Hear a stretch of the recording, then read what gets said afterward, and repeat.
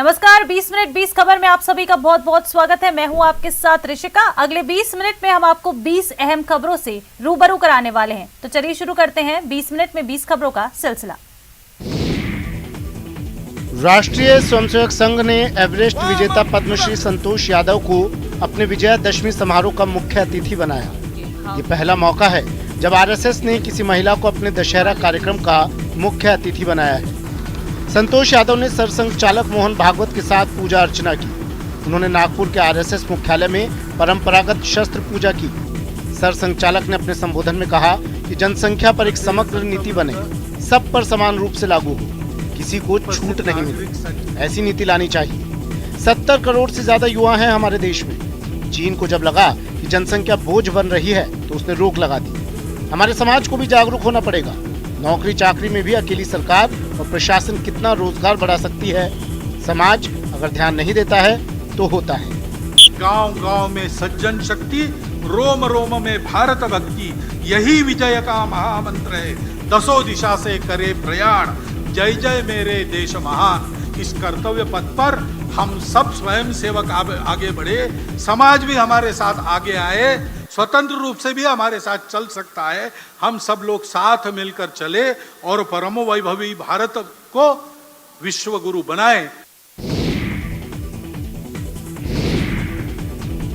रक्षा मंत्री राजनाथ सिंह बुधवार को भारत चीन सीमा से जुड़े हुए औली माणा इलाकों में पहुंचे, जहां उन्होंने भारतीय सेना के जवानों से मुलाकात की। विजयादशमी के पावन पर्व पर सेना में प्रयोग होने वाले विभिन्न हथियारों की पूजा की। इस दौरान रक्षा मंत्री राजनाथ सिंह ने कहा कि भारत पहला देश है जहां अस्त्रों की पूजा होती है। रक्षा मंत्री ने कहा कि भारत में अष्टमी की पूजा के साथ साथ शास्त्रों की भी पूजा होती है, अपने आप में अनोखी परंपरा है। राजनाथ सिंह ने जवानों से मुलाकात कर उनका हौसला बढ़ाया और कहा कि केंद्र की मोदी सरकार हमारे देश के जवानों के साथ कंधे से कंधा मिलाकर कठिन से कठिन परिस्थितियों में खड़ी है। समस्याएं जो भी हो, सरकार सबका समाधान करने के लिए तैयार है। उन्होंने कहा कि आज भारत देश की पहचान अलग से विदेशों में भी स्थापित हो चुकी है। पहले ये चीजें नहीं थी। दुश्मन हमारे देश को आंख उठाकर नहीं देख सकता है। अगर हमें छेड़ोगे तो हम छोड़ेंगे नहीं। ये भारत देश के सैनिक की पहचान है। इस दौरान भारतीय सेना के जवानों ने रक्षा मंत्री राजनाथ सिंह के साथ मिलकर विजयादशमी का पावन पर्व मनाया, मिठाई खाई और यादों के लिए कुछ तस्वीरें भी खिंचवाई। यह पर्व ऐसा पर्व है जिस दिन शस्त्रों की पूजा होती है। दुनिया के किसी देश में शस्त्रों की पूजा नहीं होती, लेकिन भारत दुनिया का अकेला देश है जहां शास्त्रों की भी पूजा होती है और शस्त्रों की भी पूजा होती है।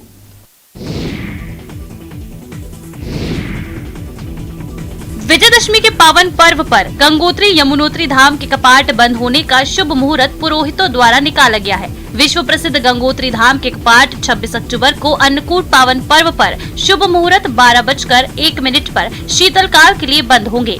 ठीक 12:05 पर मां गंगा की उत्सव डोली शीतकालीन पड़ाव मुखी मठ के लिए रवाना होगी। डोली अगले दिन मुखबा पहुंचेगी, जहां पर श्रद्धालु आगामी 6 महीने तक मुखी मठ में ही मां गंगा के दर्शन कर सकेंगे।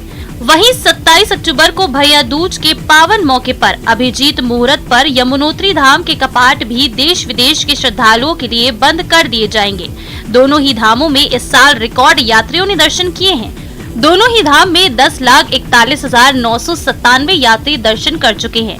गंगोत्री धाम में अब तक 5,83,096 यात्री और यमुनोत्री धाम में 4,58,700 यात्री दर्शन कर चुके हैं। यात्रा के लिए कुछ ही दिन बचे हैं। बड़ी संख्या में यात्री 4 धाम के दर्शन के लिए पहुंच रहे हैं।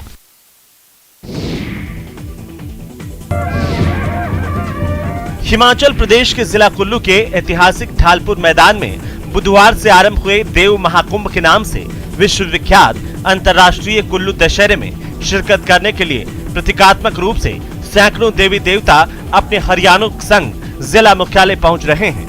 यूं तो कुल्लू दशहरे में ये माना जाता है कि प्रत्येक देवी देवता की अपनी अहम भूमिका है, परंतु कुछ ऐसे भी देवी देवता हैं जिनके शिरकत किए बिना कुल्लू दशहरा आरंभ नहीं होता। इन्हीं में से एक है पर्यटन नगरी मनाली की आराध्य देवी मां हिडिंबा, जिन्हें कुल्लू राजघराने की दादी भी कहा जाता है। मां हिडिंबा का कुल्लू दशहरे में विशेष योगदान माना जाता है। मां हिडिंबा जब कुल्लू पहुंचती है तो यहाँ पर भगवान रघुनाथ की छड़ी माँ हिडिंबा को लेने के लिए रामशीला नामक स्थान पर ले जाई जाती है और यहाँ से माँ हिडिंबा भगवान रघुनाथ की छड़ी के साथ अपने हरियाणों संग रघुनाथपुर में स्थित भगवान रघुनाथ के मंदिर की ओर आती है।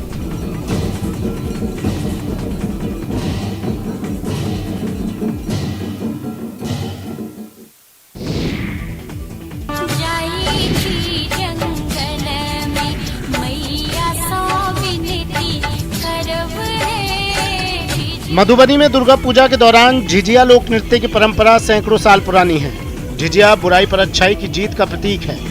धार्मिक मान्यता है कि झिझिया नृत्य करने से ब्रह्म बाबा और मां दुर्गा प्रसन्न होती हैं और जादू टोना के साथ ही बुरी शक्तियों का नाश कर परिवार और समाज की रक्षा करती है। पिछले कुछ सालों में झिझिया की चमक फीकी पड़ गई थी, लेकिन मधुबनी के युवा कोरियोग्राफर विक्रांत कुमार ने करीब 1 दशक पहले महिलाओं और बच्चियों का समूह बनाकर झिझिया नृत्य को फिर से सम्मान दिलाने की पॉजिटिव पहल की थी, जिसका सकारात्मक असर जमीन पर दिखने लगा है।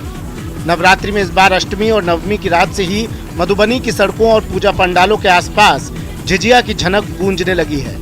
उमंग और उत्साह की तस्वीरें बयां कर रही है कि मधुबनी में एक बार फिर से झिझिया के प्रति लोगों की दीवानगी बढ़ी है। युवा कोरियोग्राफर विक्रांत का कहना है कि झिझिया लोक नृत्य को यदि सही तरीके से सहेजा जाए तो दिन दूर नहीं जब मिथिलांचल की समृद्ध लोक नृत्य की धमक डांडिया और गरबा की तरह ही देश भर में सुनाई देने लगे। आगे हम ये सोच रहे हैं इसके लिए कि झिझिया गरबा और डांडिया की तरह बॉलीवुड में फेमस हो।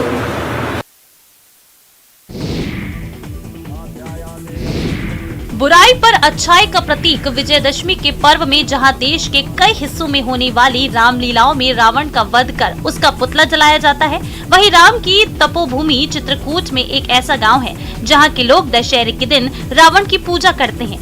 उत्तर प्रदेश का चित्रकूट ही वो इलाका है जहां राम ने भाई लक्ष्मण और पत्नी सीता सहित अपने वनवास के 14 वर्षों में से 11.5 वर्ष वनवास के बिताए थे। चित्रकूट भगवान राम की कर्मस्थली के रूप में दुनिया भर में जाना जाता है। चित्रकूट के रेपुरा गांव में राम ही नहीं बल्कि रावण की पूजा किए जाने का रिवाज भी है।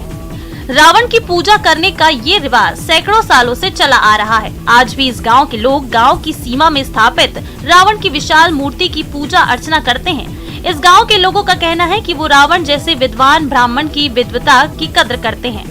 रावण की पूजा करने की वजह से ही चित्रकूट के इस गांव की पहचान विद्वानों के गांव के रूप में होने लगी है।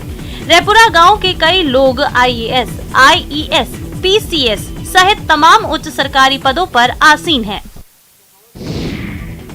बागपत में एक ऐसा गांव है जिसका नाम भी रावण के नाम पर रखा गया है। इस गांव का नाम है रावण उर्फ बड़ा गांव। इस रावण गांव में ना तो रामलीला का आयोजन होता है और ना ही दशहरे पर रावण का दहन। ये गांव बागपत के खेकड़ा क्षेत्र में देश की राजधानी दिल्ली से महज 22 किलोमीटर दूर है। यहाँ रावण को लेकर लोगों के मन में आस्था है, क्योंकि यहाँ के लोग रावण को देवता मानते हैं और देवता को ना जलाया जाता है ना उसका वध किया जाता है। ऐसी कहावत है कि रावण लंका में मां मंशा देवी को विराजमान करना चाहता था, जिसके लिए रावण ने कठोर तपस्या से मां को प्रसन्न किया। जिसके बाद रावण मां का शक्तिपुंज लेकर हिमालय से लंका जा रहा था। तभी जब बागपत के बड़ा गांव शक्तिपुंज लेकर पहुंचा तो रावण को लघु शंका की शिकायत हुई, तो रावण ने मां का शक्तिपुंज एक ग्वाले को दे दिया। ग्वाला मां का तेज सहन नहीं कर सका और शक्तिपुंज जमीन पर रख दिया। तब से मां बड़ा गांव में विराजमान हो गयी और उस मंदिर का नाम मां मंशा देवी मंदिर है। लोगों का कहना है कि रावण की वजह से गांव में मां मंशा देवी की स्थापना हुई है, इसलिए वो उनके लिए देवता है, जिस कारण यहाँ के लोग रावण का वध नहीं करते।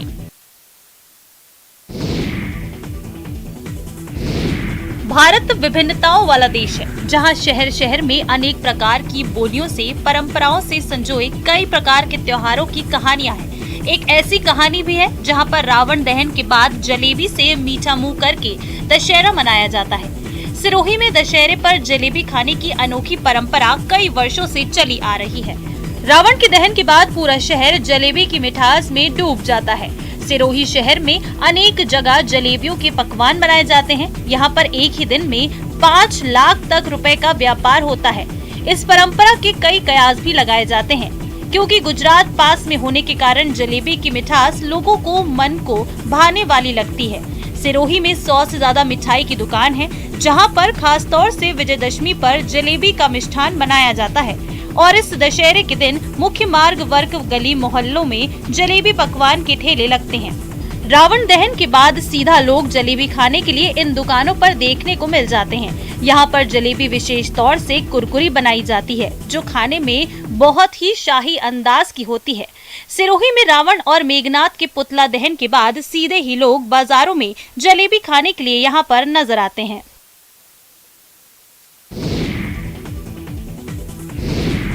वाल्मीकि टाइगर रिजर्व के जंगल से निकलकर रिहायशी इलाकों में आतंक मचा रहे बाघ को काबू करने के लिए लगी 400 वन कर्मियों की टीम के हाथ अभी खाली हैं। बाघ के लोकेशन बदलने के कारण रेस्क्यू बार बार विफल हो जाता है। फिलहाल नए इलाके में बाघ की घेराबंदी की गई है और उसे ट्रैंक्विलाइजर गन की सहारे से कब्जे में लेने के लिए मशक्कत जारी है। कई सप्ताह के बाद भी जंगल किनारे गन्ने के खेत में भटक रही वन कर्मियों की टीम को उस बाघ की तलाश है। बाघ ने 2 लोगों को शिकार करने के बाद इलाके में दहशत फैला दी है। लोकेशन बदलकर फिलहाल ये बाघ अब गोरबधना के डुमरी के समीप पहुंचा है। 400 वन कर्मियों को कई टीमों में बांटकर रेस्क्यू में लगाया गया है। 25 वन कर्मी तो सिर्फ बाघ के पग मार्ग देखने में लगे हैं। जंगल से निकलकर रिहायशी इलाकों में ठिकाना बना चुका इस बाघ की रेस्क्यू की कमान खुद वाल्मीकि टाइगर रिजर्व के निदेशक डॉक्टर नीशमणि संभाल रहे हैं। देश भर के जानकार इस रेस्क्यू ऑपरेशन में शामिल हो रहे हैं। वन विभाग बाघ का सुरक्षित रेस्क्यू करना चाहता है, इसलिए ऑपरेशन को पूरी सावधानी के साथ चलाया जा रहा है ताकि बाघ को कोई नुकसान ना हो। लखीमपुर खीरी के दुधवा टाइगर रिजर्व के जंगलों से निकले लगभग 60 हाथियों के झुंड ने जमकर आतंक फैला रखा है। लगभग 20 गांव के खेतों में हाथियों के गन्ने धान की फसल को तहस नहस कर दिया गया है। हाथियों के आतंक के चलते लोग अपने घरों से निकलने से कतरा रहे हैं। जैतीपुर गांव पहुंचे इस हाथियों के झुंड ने जमकर उत्पात मचाया। खेतों की रखवाली कर रहे किसानों ने जब इन हाथियों को खदेड़ने की कोशिश की तो हाथियों ने किसानों पर हमला कर दिया। बमुश्किल किसानों ने पटाखे जलाकर और शोर मचाकर इन हाथियों से अपनी जान बचाई। हाथियों के आतंक से किसान वन विभाग से अपील कर रहा है, जल्द से जल्द इन हाथियों को जंगल में खदेड़ दें, क्योंकि इस समय धान कटाई का समय चल रहा है। अगर सही समय पर धान की कटाई नहीं हो पाई तो आने वाले दिवाली का त्योहार किसानों के लिए फीका पड़ जाएगा। भगवान राम की नगरी अयोध्या में छठवें दीपोत्सव की तैयारियां जोरों पर हैं। इस बार छठवें दीपोत्सव के मौके पर 14 लाख दीपक राम की पौड़ी पर जलाने का लक्ष्य रखा गया है, जिसके लिए 16 लाख दीपक मंगाए गए हैं। पिछले साल की तुलना में ये दीपक लगभग दोगुने हैं। सबसे ज्यादा दीपक अयोध्या के कुम्हार परिवारों को बनाने के लिए ऑर्डर दिया गया था। 10.5 लाख से ज्यादा दीपक अयोध्या के कुम्हार परिवारों को बनाने की जिम्मेदारी मिली थी, जिसमें लगभग 5.5 लाख से ज्यादा दीपक अयोध्या के कुम्हार परिवारों ने बना दिया है। इसके अलावा आस पड़ोस के जनपद के भी मिट्टी के दीपक मंगाए गए हैं। इस वर्ष दीपक लाने का क्रम पहले से शुरू कर दिया गया है। इनको सुरक्षित रखा जा रहा है। इस वर्ष दीपक के साइज में भी इजाफा किया गया है। पिछले वर्षों की अपेक्षा में इस बार 10 ml ज्यादा तेल दीपकों में डाला जाएगा, यानी कि 40 ml तेल दीपक रहेगा, ताकि विश्व रिकॉर्ड बनाने के लिए तय समय तक दीपक जलते रहें।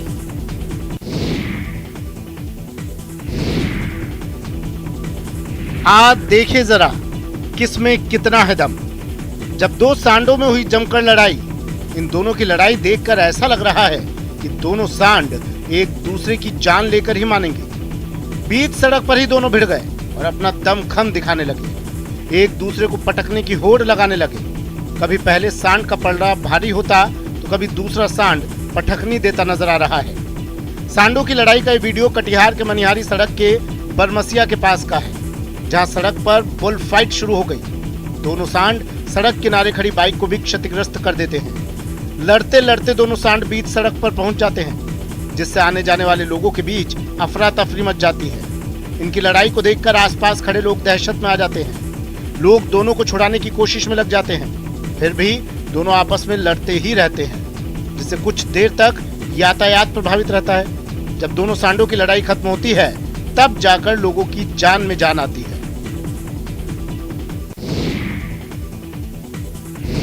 करीब 2 महीने पूर्व एक वीडियो सोशल मीडिया पर वायरल हुआ था, जिसमें भारतीय संस्कृति को अपनाने वाली एक महिला पारंपरिक परिधान पहनकर यूरोप में एक बीच पर नजर आई थी। इस वीडियो में नजर आ रही महिला का नाम धोली मीना है, जो यूरोप के माल्टा में पति लोकेश मीना के साथ रहती है। लोकेश भारतीय विदेश सेवा के अधिकारी हैं। यूरोप में भारतीय दूतावास में तैनात लोकेश मीना तो लाइमलाइट से दूर रहते हैं, लेकिन उनकी पत्नी भारतीय संस्कृति और राजस्थानी परंपरा से ओतप्रोत रहती हैं और इंस्टाग्राम पर राजस्थानी संस्कृति से जुड़े वीडियो डालती रहती हैं, जो अब पूरे देश विदेश में फेमस हो चुकी हैं। वायरल काके ऑन बीच मानी जाने वाली धोली अब तक 203 पोस्ट डाल चुकी हैं और उसके 11,600 फॉलोवर हैं।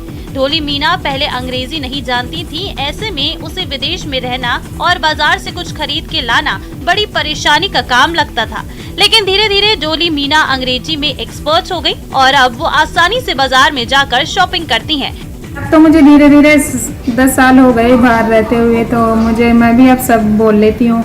घर का कोई भी सामान हो, सब्जियाँ, फ्रूट वगैरह, कपड़े भी खुद ही ले आती हूँ। अब तो बाजार मार्केट जाके मैं खुद ले आती हूँ।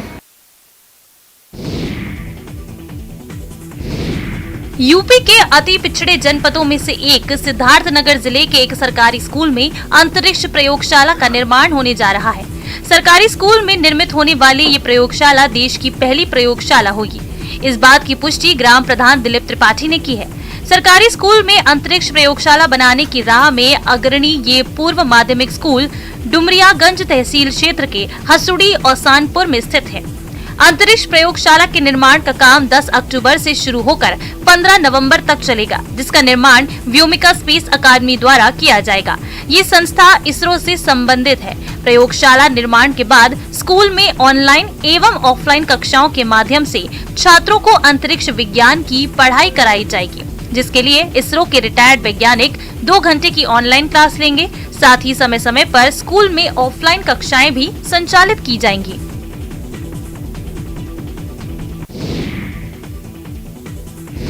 कब्रिस्तान, जिसका नाम सुनते ही अच्छे लोग डर जाते हैं, लेकिन कब्रिस्तान में बच्चे उछल कूद करें और वहां बैठकर खाना खाएं तो चौंकिएगा नहीं। ये हकीकत है आगरा के पंचकुइया कब्रिस्तान की। दरअसल यहाँ एक स्कूल चलता है जिसमें गरीब बच्चे शिक्षा हासिल करने के लिए आते हैं। सबसे खास बात ये है कि ये स्कूल सरकार द्वारा मान्यता प्राप्त है। ये स्कूल 50 साल पुराना स्कूल है। ये बच्चे पढ़ना चाहते हैं, लेकिन पैसे की कमी की वजह से इस स्कूल में पढ़ रहे हैं। स्कूल के प्रिंसिपल का कहना है कि यहाँ पढ़ने वाले ज्यादातर बच्चों की आर्थिक स्थिति अच्छी नहीं है और किताबों की कमी के चलते उन्हें कई तरह की परेशानियों का सामना करना पड़ता है। सबसे बड़ी कमी सिर्फ किताबों की हमारे पास में। स्कूल की व्यवस्था तो हमने आपको पहले बताया कि हम लोग अपने स्तर से जो भी हमारे यहाँ जो सहयोग होता है हम उससे सारी ज़रूरतें पूरी करते रहते हैं, लेकिन बाज़ारों में किताब ना होने के वजह से ये ज़रूरत पूरी नहीं हो पाती। तो हमारा यही सभी से निवेदन है कि हमारे किसी भी तरह से या तो हमें बाज़ार में उपलब्ध करा दी जाए या फिर हमें किसी सरकार की तरफ से किताबें मुहैया कराएं, जिससे हम बच्चों का भविष्य उज्जवल बना सकें।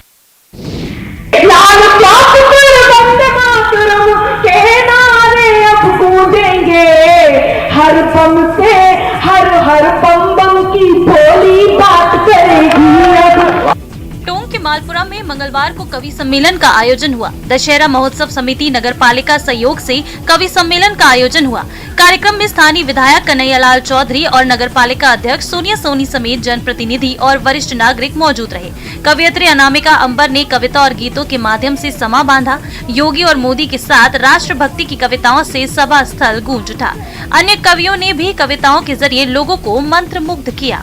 सत्ता की अभिलाषा में ही जिन्ना भारत तोड़ गए, गंगा जमुनी तहजीबों की किस्मत अंदर फोड़ गए और सब सांपों को साथ में अपने लेकर बेशक गए, मगर यहाँ फिजा जहरीली करने कई सपोले छोड़ गए। नामचीन कवियों के साथ साथ अन्य कवियों की कविताओं को सुनकर लोग मंत्रमुग्ध हो गए। कवियों ने देशभक्ति, दशहरे और कॉमेडी और पैरोडी पर आधारित कई कविताएं प्रस्तुत की, जिसको सुनकर श्रोता वाह वाह कर उठे। कवि सम्मेलन को लेकर लोगों में इतना जज्बा था कि लोग देर रात तक जमे रहे। लोक संगीत की मधुर तान के दीवानों के लिए जोधपुर 2 साल बाद फिर गवाह बनेगा। मेहरानगढ़ म्यूजियम ट्रस्ट की ओर से 6 अक्टूबर से राजस्थान अंतर्राष्ट्रीय लोक महोत्सव मेहरानगढ़ दुर्ग में आयोजित किया जाएगा। कोरोना महामारी के कारण 2 वर्ष के बाद इस साल 6 से 10 अक्टूबर तक रिफ का आयोजन किया जा रहा है। जोधपुर रिफ के 13वें संस्करण का आयोजन मेहरानगढ़ दुर्ग और जसवंत थड़ा में होगा। दुनिया भर के संगीत प्रेमी राजस्थान के ऐतिहासिक शहर जोधपुर में आयोजित होने वाले 5 दिन के भव्य संगीत महोत्सव में न केवल विश्व स्तरीय संगीत सुन पाएंगे बल्कि जड़ों को भी समझ पाएंगे। जोधपुर रिफ महोत्सव में भारत सहित 9 देशों के 250 से अधिक म्यूजिशियंस और कलाकार संगीत लहरियों को बिखेरेंगे। 2 साल के अंतराल के बाद इस बार पुनः जोधपुर की रिफ की वापसी हुई है। इस बार नई पीढ़ी के साथ ही रोमांचक और नवीन शैली का आदान प्रदान ख्याति प्राप्त और स्थानीय कलाकार करेंगे।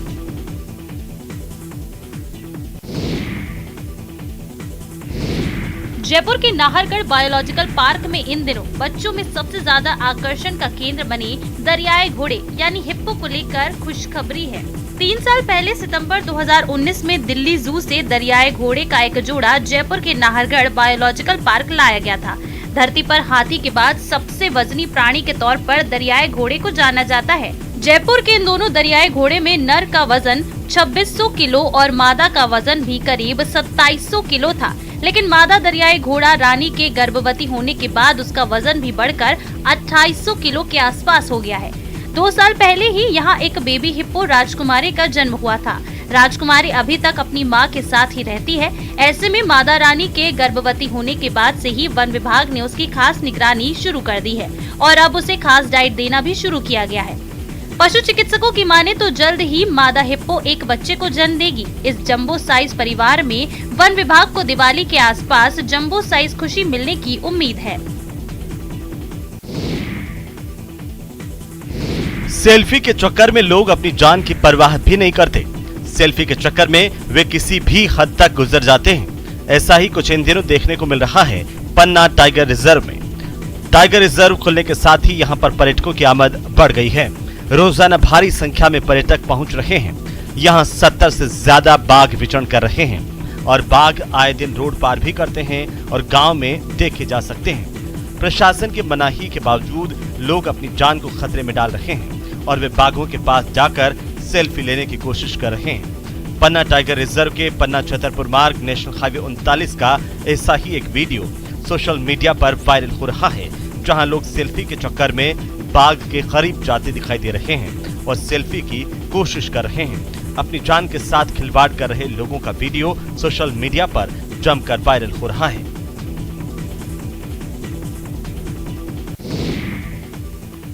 तो इस बुलेटिन में फिलहाल इतना ही। नमस्कार।